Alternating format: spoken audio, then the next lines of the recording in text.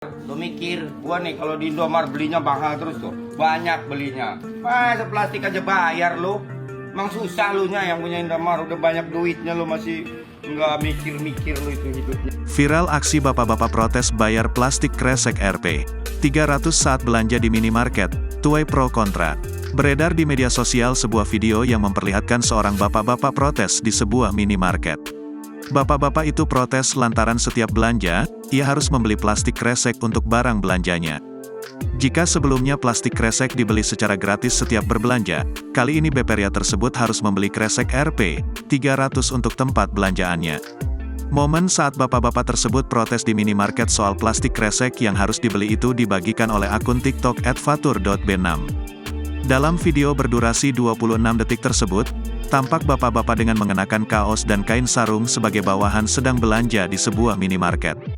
Di depan meja kasir, ia kemudian meminta perekam untuk merekam dirinya melakukan protes. Bukan protes ke kasir, bapak-bapak tersebut menyampaikan protes ke pihak minimarket melalui rekaman video. Melalui videonya itu, bapak-bapak tersebut mengatakan dirinya harus membeli kresek padahal sudah berbelanja dengan jumlah banyak. Terlihat di tangan bapak tersebut, ia mengambil sejumlah mie instan untuk dibayar ke kasir.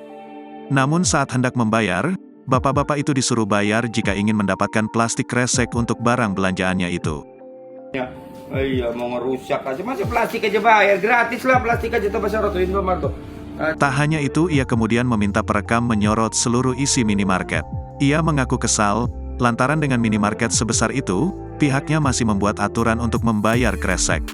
Sementara itu, kasir minimarket yang sedang bertugas tak memberi tanggapan apapun soal protes bapak-bapak itu.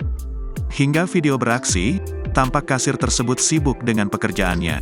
Video yang memperlihatkan bapak-bapak protes soal plastik kresek minimarket itu kini viral di media sosial. Video itu sontak menuai pro dan kontra dari warganet. Beberapa warganet mengatakan bahwa hal itu merupakan aturan yang diterapkan agar mengurangi sampah plastik. Sementara beberapa warganet mendukung protes bapak-bapak tersebut. Download Tribun X sekarang, menghadirkan lokal menjadi Indonesia.